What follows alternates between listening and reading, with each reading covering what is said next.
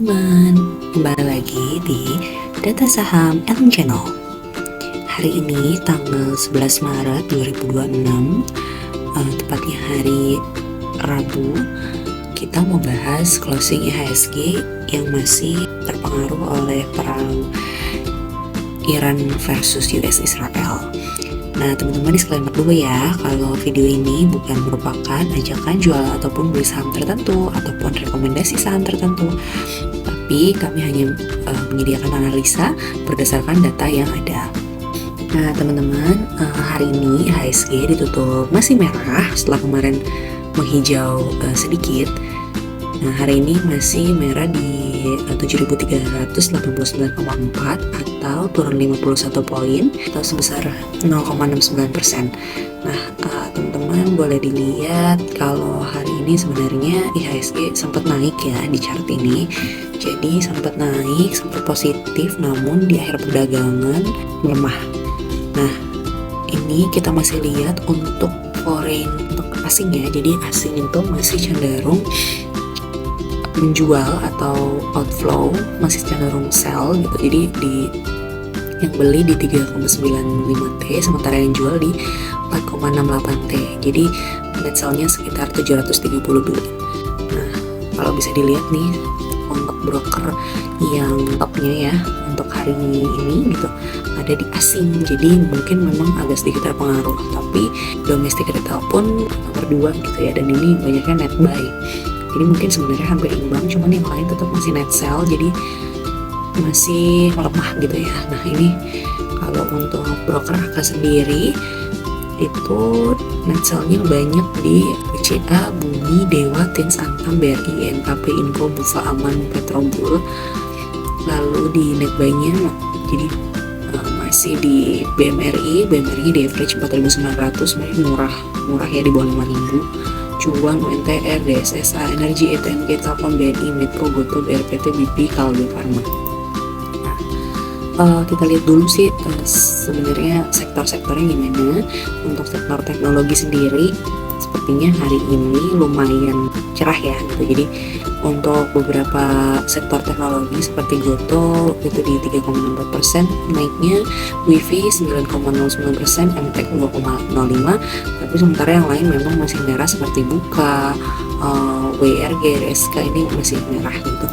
Untuk sektor energi ternyata masih kebakaran teman-teman, di Adaro, Bumi, Pegas, ini PTBA. Kalau batubara kan udah kemarin ini udah sempet naik ya, sementara teman-temannya sektor lain turun gitu tuh. Cuman hari ini mungkin adanya aksi take profit ataupun mungkin mau pindah sektor gitu ya, lebih ke yang aman karena ini mendekati lebaran juga, mendekati libur lebaran. Kayak hari minggu depan tuh udah libur lebaran, mungkin orang-orang tuh udah pada mau jual karena libur ya. Tapi ada juga sih mungkin mereka teman-teman retail ini apakah mau pindah haluan ke yang safe gitu seperti bank-bank, kita lihat mungkin ya. Nah, ini bisa ditebakkan kalau ini teman-teman seperti di Stockbit Sekuritas Digital nih, itu langsung pindah ke mungkin asetnya ke bank-bank first liner ya, seperti BCA ini akumulasi di 6.800, lalu BNI 4.300, BRI juga 3.500, ada di Bumi, Dewa, Bull, Tins nih, BMRI juga, ADI karena sahamnya bagus nih mumpung lagi turun bisa diakumulasi, lalu ada BRMS, Aman, ada MR, Inet. Nah, dijual itu ada ITMG, CBRE, ini salah satu sahamnya Andri Hakim ya dengan kepemilikan lebih dari 5%. Medco, BP, Ratu, Adaro, Raja, Goto, dan BRDAS, Juan, Nikel. Nah, untuk BCA masih dari Mandiri Sekuritas ya, BUMN dan retail, Goto, Telkom, BRMS, BNI, ASI, Antam, DSSA, BBTN, Mas, Hill, dan lain-lain. Untuk jualnya ADI, kalau ADI ini emang mungkin ini ya udah take profit atau emang udah ya waktunya memang pindah sektor gitu yang lebih safe. Nah, ini juga asing, ZPYUBK ini jualannya kan YU masih net buy, nggak besar. DH, PD, NG, untuk DH ini domestik masih net sell juga, PDNG nya masih net buy. Kita lihat sektor lain, di sektor basic industry seperti emas gitu ya. Nanti kita lihat juga harga komoditasnya. Ini ternyata merah ya teman-teman. Jadi Antam ini udah sampai 3.900, padahal kemarin susah payah kayaknya ya naik ke 4.000. Namun mungkin ada DK-nya emiten emas lain. Untuk Tekim INKP juga turun luar biasa, yang tadinya udah sempat 12.000 INKP sekarang di 9.225. Mungkin teman-teman yang tertarik nih bisa ya untuk long term ya pastinya. Kalau INKP Tekim, kalau INKP sih masih bagus banget karena adanya pembangunan pabrik baru gitu yang kayaknya beroperasinya udah mulai beroperasi mungkin. Lalu ada Tekim juga yang kemarin sempat ke 11.000. Lalu apalagi ya, mungkin Daas nih ada juga beritanya terus menang tender kalau nggak salah ya. Ini emas, emiten emas sih, dan nikel ya, nikel oke, Inco naik. Nah ini emiten emas lagi nggak bersahabat gitu. Lalu ada infrastructure, ini minus 0,96%, industri minus 1,34%, health 0,29%, transportasi 0,35% minusnya. BBCA ini walaupun tadi asing, bahkan retail beli, tapi ternyata ya masih minus. Nanti kita lihat deh sama-sama mungkin seperti apa flow-nya. Apakah lebih banyak, ya pastinya lebih banyak outflow ya, cuma dari mana kita pengen tahu juga. Nah, untuk BRI naik tipis, BMRI udah 4.880. Actually this is so, maksudnya masih worth it banget buat kita akumulasi ya, jujur. Nah BNI 0,7, BNGA nih 1765 lumayan naiknya. Untuk non cyclical di plus 0,27%, properti di 0,17% naik ya, dan yang cyclical di minus 0,56%. Oke teman-teman, ini adalah saham BBCA di tanggal 11 Maret, closing 11 Maret ya, di minus 2,15% atau turun 150 poin.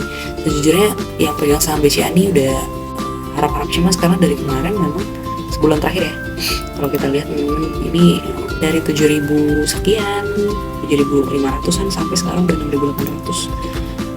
Sangat murah dan turunnya banyak, lumayan ya teman-teman. Jadi secara year to date pun ini udah paling low gitu. Kalau teman-teman mau dan suka nih saham BBCA dan punya cash banyak dan sukanya main aman, maksudnya long term investment, dan memang ngejarnya mungkin growth dari saham ini gitu ya, sebenarnya BBCA salah satu yang oke sih, karena memang untuk all time high-nya pernah nyampe di sekitar 11.000-an kalau nggak salah, pokoknya 10.000 lebih. Nah teman-teman, sekarang hari ini kita lihat mungkin transaksi dari broker apa ya yang besar gitu. Ternyata yang paling banyak itu untuk beli di Mandiri Sekuritas di CC.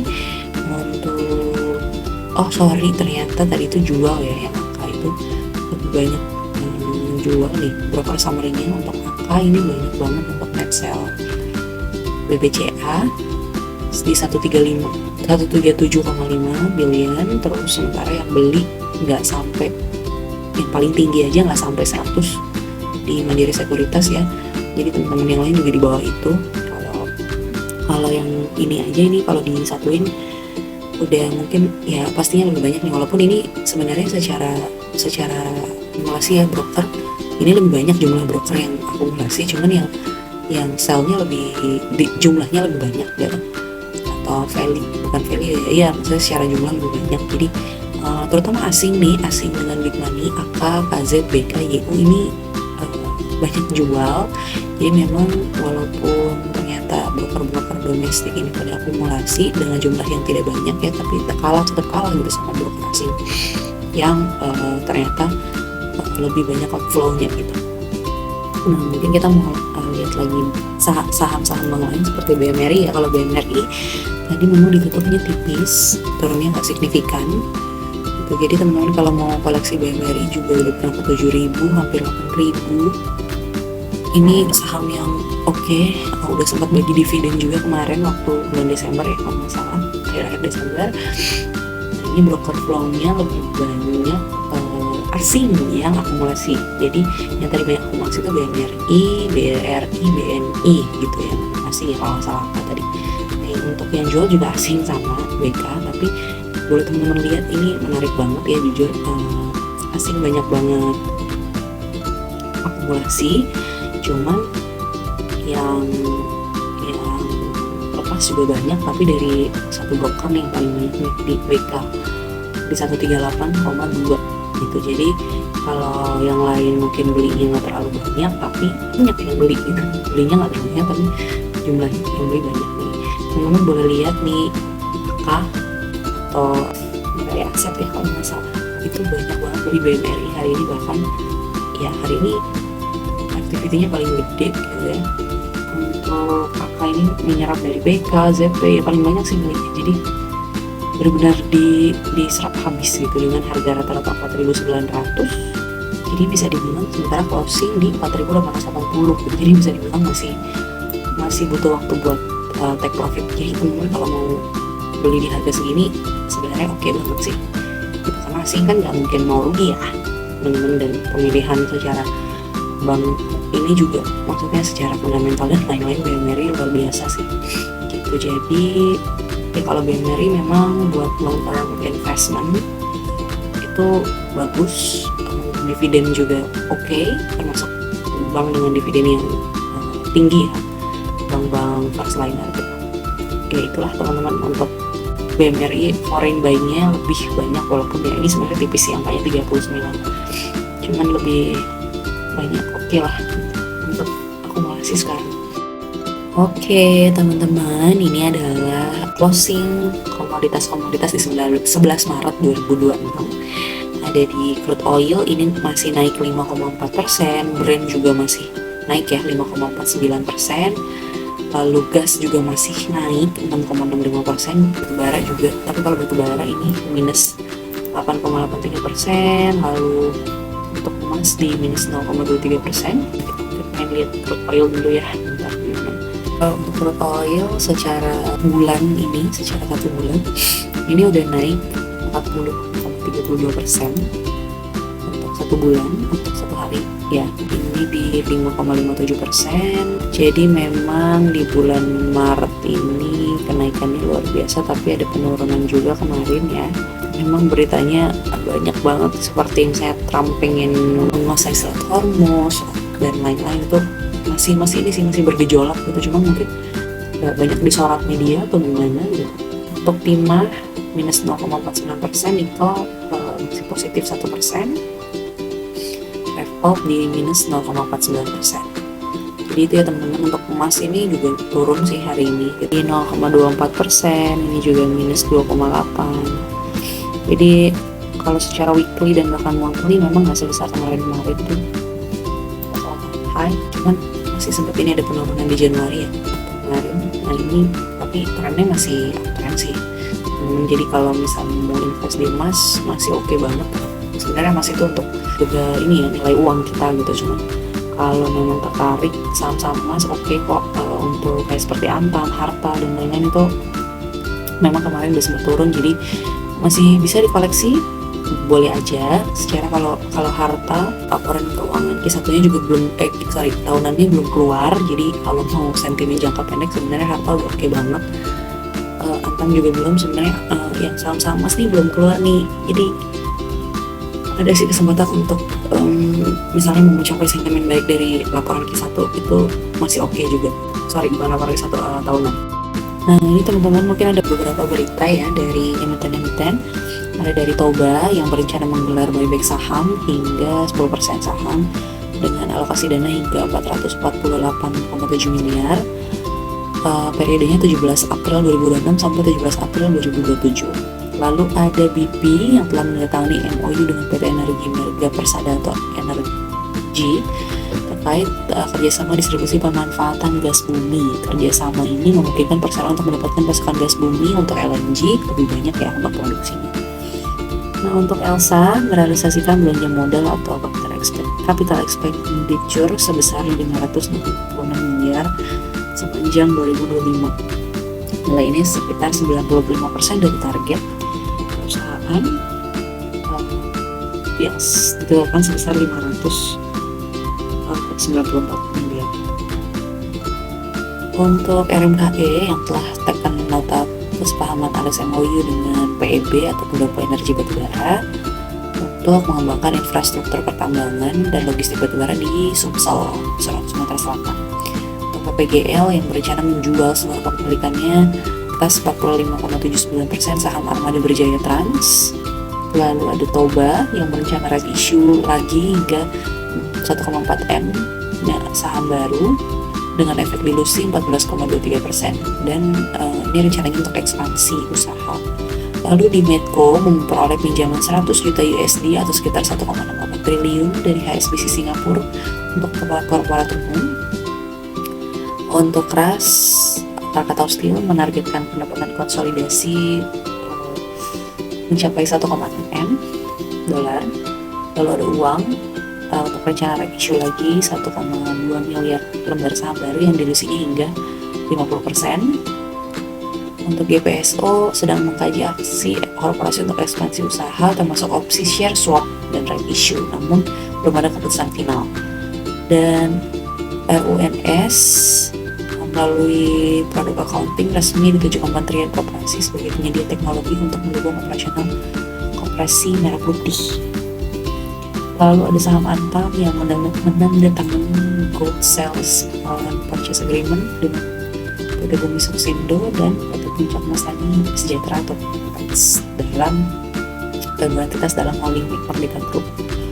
Lalu ada BBNI yang mengumumkan bahwa dividen di pasar reguler dan negosiasi ada 17 Maret sebesar 349 per saham.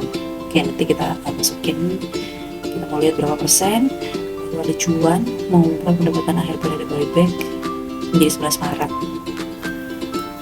yang jadwal semulanya 3 Mei, jadi buybacknya udah dimajuin ya teman-teman untuk Cuan gitu. Mungkin boleh jadi perhatian karena biasanya ini kalau isu ini sentimen buyback ini lumayan banyak juga menarik perhatian teman-teman, karena kan kalau buyback ya otomatis harga juga dikerek tuh.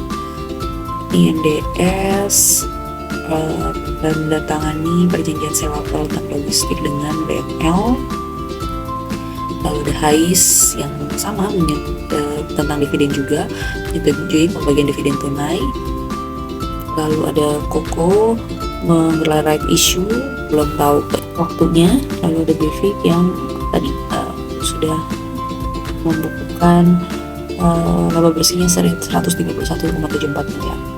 Nah teman-teman, ini adalah laporan-laporan keuangan yang keluar sampai tanggal 11 Maret.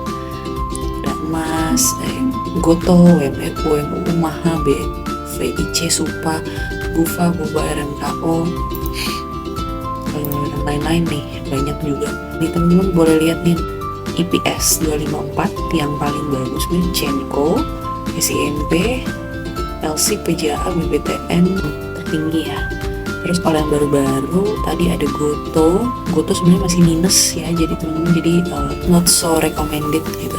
Nah, kalau minus bahkan di bawah 0 berarti kan ini banyak juga saham-saham yang minus seperti WMU, Excel, RMKO, ada juga Goto, KTR. Kalau yang bagus-bagus sekarang kita mau cari yang saham-saham yang rekomend ya, yang memang fundamentalnya oke. Ya ini ada bank-bank yang lumayan oke, itu sebenarnya sektor kalau kemarin sih sawit ya, karena memang minyak sawit juga lagi oke. Nah untuk ada juga nih kalau nggak salah WMUU secara liquid atau enggak gitu ya, teman-teman bisa lihat mungkin kalau bank-bank udah oke banget. Ini juga WWMF, ini punyanya ya Boytalpir ya. Terus KDI juga kemarin keluar ya, bagus juga di 16. Sebenarnya turun sih kalau kayak gini. Turun itu karena harganya udah naik ya, tapi secara ini oke sih, bukan minus ya, tapi positif. Cuman karena harganya udah tinggi jadi dia persenannya turun. Ya itulah teman-teman, kalau mau cari saham fundamental kita bisa lihat juga di under pressure-nya gitu. Mau lihat bisa dilihat di misalnya market, atau misalnya mau Mandiri gitu. Terus kita lihat di Keystat dan IPS-nya ya. Ini tadi ada yang baru keluar malam di HMSP, itu baru banget keluar. Kalau secara laporan keuangan ya dari 2024 gitu, ini udah bagus nih. Jadi 2024 Q4 nih katakan ini di angka 18,04, sementara tahun kemarin 12, tahun sebelumnya 16, tahun sebelumnya lagi 12, tahun sebelumnya 13, berarti kan ini 14 tahun sebelumnya, sampai 2020 lah katakanlah ya. Berarti Q4 tahun ini terbesar nih selama 5 tahun gitu. Jadi ini boleh di juga dilihat-lihat di koleksi. Sekarang Q3 nya juga kayaknya lumayan besar nih. Kalau Q3 sih masih 2023 masih oke, tapi beda tipis aja gitu. Cuman yang Q2 nih yang mungkin turun, mungkin karena kemarin ada pajak kan Sampurna ya, ada pajak cukai rokok atau apa mungkin ya beritanya. Untuk secara dividen yield juga udah oke banget nih. Free floatnya tapi HMSP sayangnya masih 7,5%. Jadi kalau untuk memenuhi syarat MSCI sebenarnya pas banget ya, cuman kan sekarang OJK udah menentukan kalau minimal MSCI minimal free float itu di 15% gitu. Jadi ya ditimbang-timbang aja. Untuk dividen ex-dividnya terakhir 11 Juni 2025, berarti 2026 nanti untuk tahun pembagian keuntungan tahun buku di 2025 ini belum ya, nanti mungkin sekitar bulan Juni. Tapi kalau kita lihat histori ya, HMSP nggak mungkin nggak bagi dividen sih, tiap tahun bagi dividen. Salah satu saham yang kalau dividen hunter biasanya ya ngejar, cuma memang ya tergantungnya kebijakan pemerintah. Jadi kita mesti sering-sering lihat berita gitu. Untuk Goto hari ini keluar laporan keuangannya masih negatif teman-teman. Untuk free flow 76,93% kan memang yang paling banyak. Pemilikannya itu adalah masyarakat.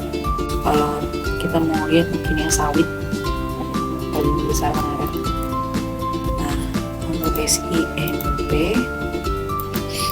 dari 5 tahun terakhir ini udah paling gede banget secara EPS tahun ini yang udah disetahunkan, dan ya pokoknya 1 tahun lah ya. Nah, ini 133,4 dibandingkan tahun kemarin 100, dibandingkan tahun kemarin hanya 47 setengahnya lah ya.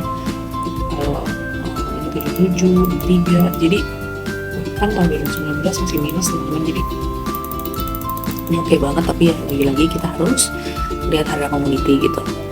Untuk ADI keluar juga. ADI ya karena ADI itu sangat volatil dan terpengaruh dari harga komoditas batubara ya, jadi memang ngikutin nih. Kalau 2024 ini 2.400, sementara tahun ini hanya 1.600 gitu. Tapi kalau dividen free floatnya udah oke banget 19%, dividennya 5% gitu. Cuma nanti kita nggak tahu ke depannya, tahun ini pasti ada lagi sih pembagian dividen. Kalau Adaro sih udah nggak heran ya, kita grup Adaro gitu. Adaro sendiri ya memang keluar juga lah keuangannya memang semenjak lepas segmen batubaranya, memang pastinya keuntungan akan menurun ya, karena Adaro sekarang kan fokusnya di green energy, tapi masih bagus banget sih kalau menurut kami. Di dividen yieldnya pun masih di 13%, dan mungkin untuk long term itu udah oke sih. Nah ini teman-teman ada kalender dividen ya. Untuk yang baru nih ada 2 emiten baru yang udah berencana membagikan dividen. Untuk ini terutama BBNI ini di 17 Maret untuk unitnya, nanti ex-date-nya setelah lebaran berarti ya, karena tanggal 18-19 kalau nggak salah itu lebaran gitu. Jadi buka lagi memang perdagangan di 25. Untuk payment date-nya tanggal 7 di 349,41. Kalau berdasarkan last price ya 490, mungkin sekitar 8% gitu nilai dividennya, dividen yield-nya. Untuk LP ini 17, untuk update-nya sama juga sama BNI. Jadi teman-teman boleh nih mungkin yang dividen hunter akumulasi dari sekarang masih oke, karena kayaknya untuk harga lagi ini ya, lagi turun gitu. Jadi bisa mulai ngumpulin tapi kalau BNI ini kayaknya udah mulai naik dengan sentimen dividennya gitu ya.